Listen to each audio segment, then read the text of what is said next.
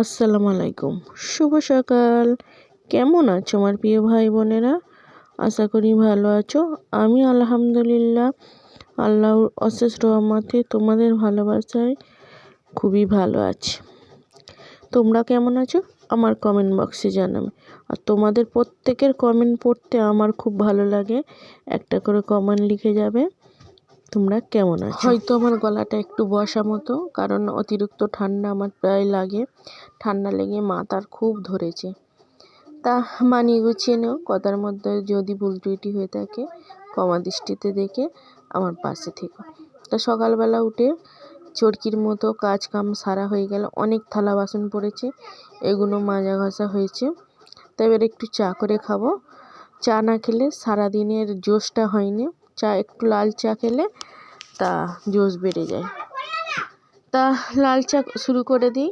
চাটা বসিয়ে দিয়ে তার মধ্যে আবার দোকানে যাব টোস্ট আনতে। সকালবেলা আমাকে মর্নিং ওয়াক করতে হয় না, কারণ সংসারের যা কাজ সারতে সারতে এমনিতেই আমার অনেক হাঁটাহাঁটি বা অনেক হয়।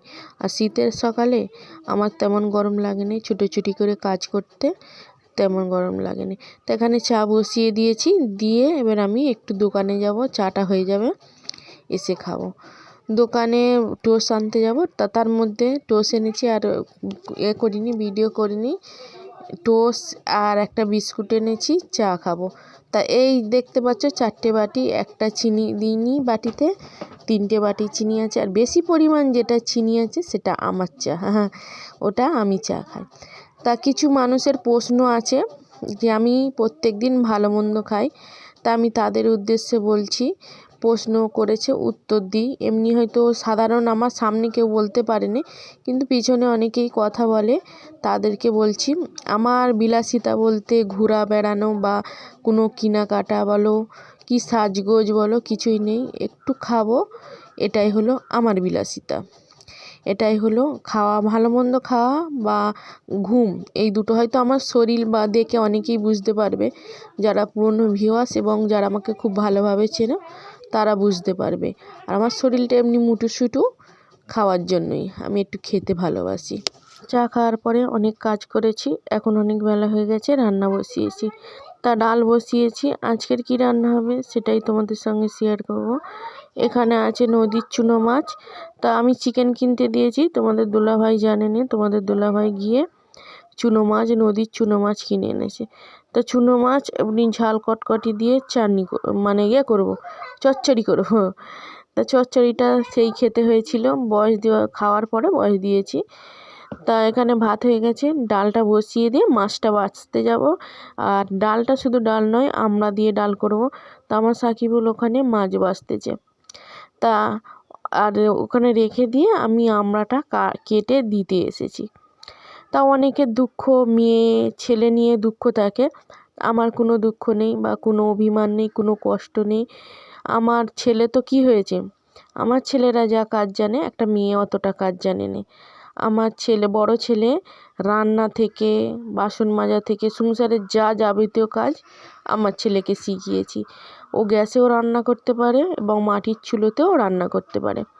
একদিন রেখে গিয়েছি, এসে দেখছি একেবারে আমার হাঁড়ি, আমার তো এমনিতে চুলোতে রান্না জানো অনেক কালি হয়, তা দেখছি যে পরিপাটি করে হাঁড়িটা মেজে রেখে দিয়েছে।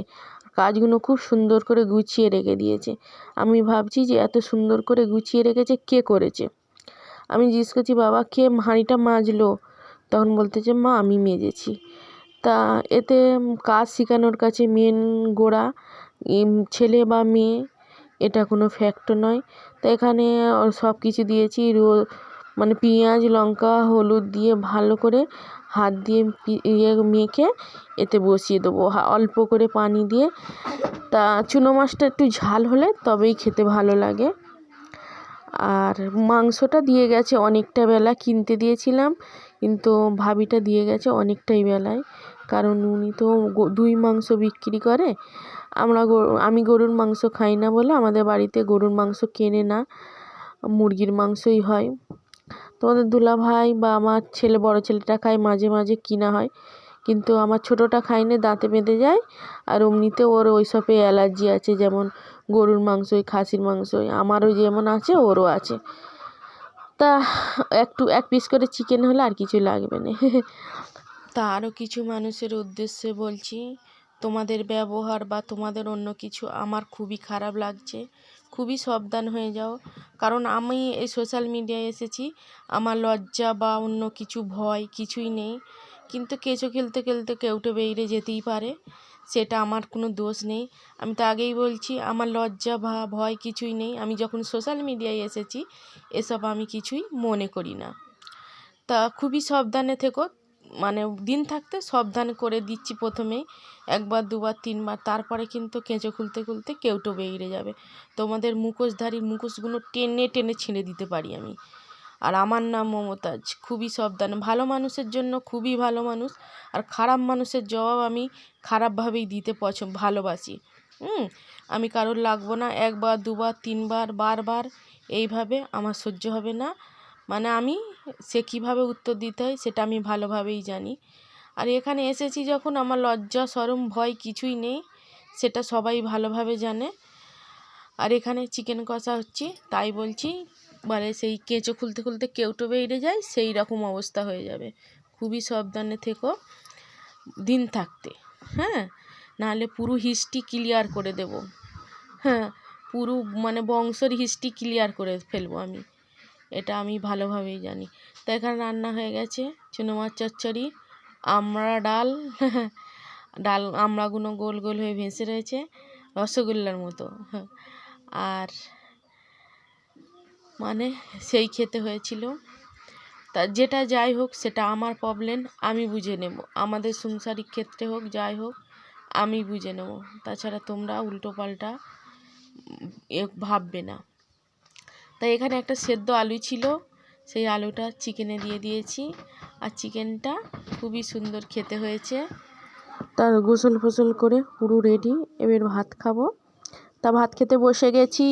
চুনো মাছ আলু চচ্চড়ি নিয়েছি, চিকেন 2 পিস নিয়েছি, 1 পিস আলু নিয়েছি, সেদ্ধ আলুটা ওতে দিয়ে দিয়েছিলাম। তা খাওয়ার পরে একটা ঘুম দিয়ে উঠে কাজ করেছি। কাজ করার পরে সন্ধ্যেবেলা মনটা চা চা করছিল, তা দুধ চা 1 প্যাকেট টোস্ট একবারই শেষ হয়ে যায়। দুধ চা আর টোস্ট। আর আমি থাকি আমার ধান্দায়, আর আমি চাই আমার ধান্দায় কেউ থাকবে না। একান্ত আপন যারা, মানে যাদের সাথে আমার একান্ত একেবারে সম্পর্ক, তারাই থাকুক, এবং ফালতু ফার্দার লোকের চাই না।